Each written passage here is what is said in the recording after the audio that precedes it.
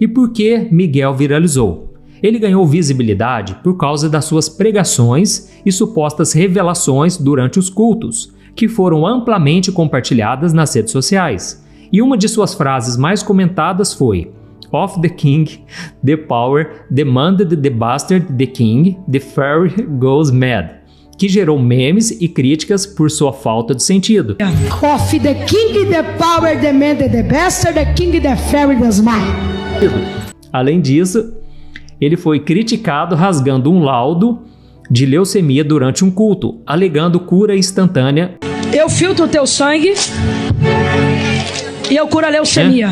Paulo está dizendo: não pode assumir o ministério quem ainda é imaturo na fé, no comportamento, nas suas atitudes, entendeu? Vamos ver um exemplo aqui, irmãos. Jesus, ele com 12 anos, ele já debatia com os fariseus, com os religiosos, entendeu? Jesus com 12 anos, irmãos, ele já sabia das escrituras mais do que qualquer outro.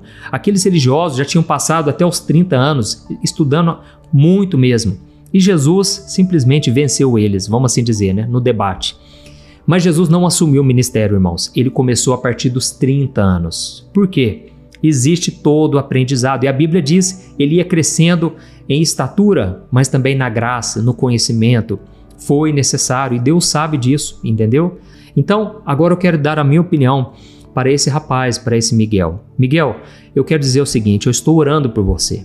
Eu respeito você por ser imagem e semelhança de Deus. Você é um jovem que tem um potencial que eu vou falar a verdade. Poucas vezes eu vi pessoas com tanto potencial. Você tem uma dicção perfeita, você tem argumento para tudo.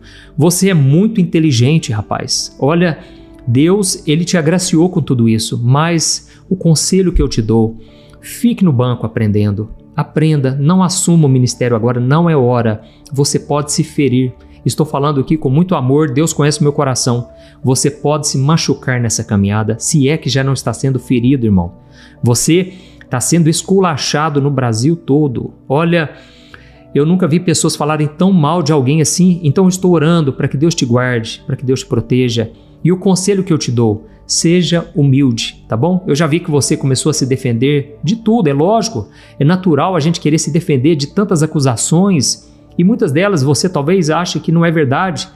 É natural você se defender. Mas eu percebi um certo ainda toque de soberba, sabe? E Paulo falou com todo amor: olha, cuidado com a soberba, para que você não caia no mesmo engano de Satanás. Porque Satanás, a queda dele foi o orgulho. Ele queria ser igual a Deus e ele acabou sendo expulso do céu, junto com outros anjos que acabaram se tornando demônios. Então, o que eu quero te dizer é o seguinte: dê um tempo no ministério, dê um tempo, sabe? Você não está pronto ainda. Não quer dizer que lá na frente você não possa ser usado por Deus, porque, como eu te disse, Deus já te deu uma capacidade, um potencial muito grande, mas você não está pronto para cuidar da igreja do Senhor, para pregar em púlpito, essas profecias. Olha, eu não quero falar assim de detalhes, você sabe, você e Deus sabe se aquilo vem de Deus ou não. E tome cuidado com uma coisa também, com o espírito do engano, tá bom? Eu falo isso porque hoje nas igrejas, irmãos, olha, está cheio de pessoas que acham que estão ouvindo o Espírito Santo, mas na verdade é a voz do inimigo, é a sua própria carne falando, entendeu? A gente tem que ter muito temor, irmãos. Olha, eu quero fazer um vídeo aqui no meu canal falando sobre isso, porque, irmãos, tem tanta profetada na igreja, irmãos, pessoas que não ouviram Deus, elas falam de Deus assim, como se fosse o Deus falando, numa naturalidade. Eu sei que Deus usa, irmãos, Deus usa muito pessoas, mas essas pessoas, elas não têm o temor de entregar uma palavra. Deixa eu falar uma coisa: quando você entrega uma palavra para alguém, você muda o curso da vida da pessoa, ou seja, não fale de si mesmo, não fale da sua carne, tenha muito respeito. Esse caso é de você rasgar o laudo médico. Olha, tenha muito temor, porque Deus é santo, Deus é justo, Deus é amor, mas Deus também é justo. E a Bíblia diz, ele é fogo consumidor. Não, isso é parte assim.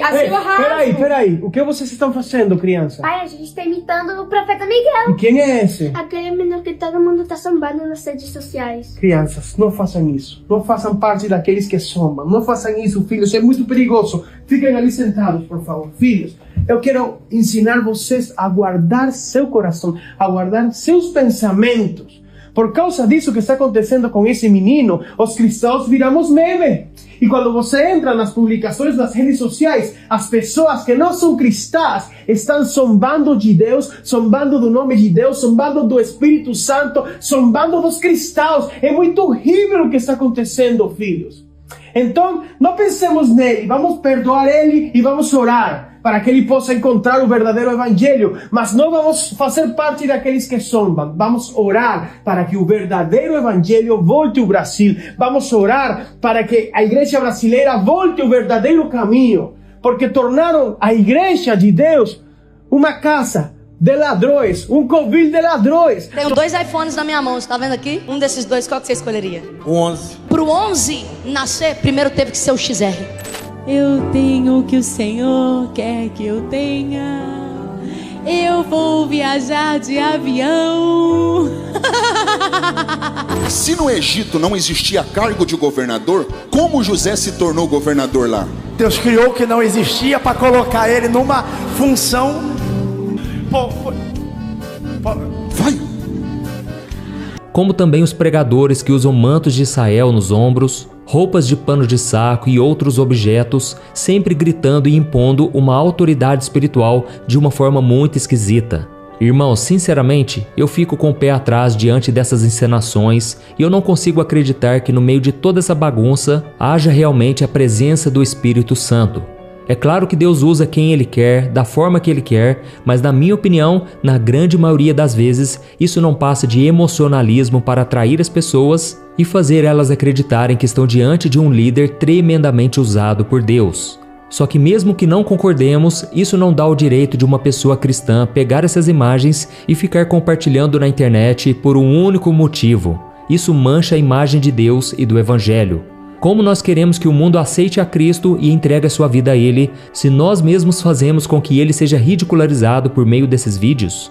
Não cabe a nós ficar perdendo tempo julgando essas pessoas, nós precisamos pregar a palavra do Senhor. Em Romanos capítulo 14, o apóstolo Paulo diz que cada um de nós prestará conta de nossos atos ao Senhor e que o nosso papel não deve ser apontar o dedo contra essas pessoas e nem nos colocar como pedra de tropeço ou obstáculo na vida dos nossos irmãos. Ou seja, precisamos fazer uma análise. Por mais engraçado que seja, será que vale a pena compartilhar esses vídeos só para fazer os nossos amigos rirem um pouco? Ou nós estamos contribuindo para que eles se afastem de Deus ou percam seu interesse de ir à igreja? Eu mesmo já compartilhei alguns memes, alguns vídeos assim, mas logo o Espírito Santo me convenceu a parar de compartilhar e então eu comecei a me colocar no lugar da pessoa que estava sendo zombada. O que será que ela realmente achava disso? Será que ela realmente gostava de ter se tornado um meme, mesmo dizendo que não se importa com isso? No final das contas, ninguém gosta de ser motivo de chacota e zombaria, mas infelizmente nós temos perdido a empatia. E se você já errou também, assim como eu, Deus está te chamando hoje a mudar de postura, porque essa atitude não o agrada.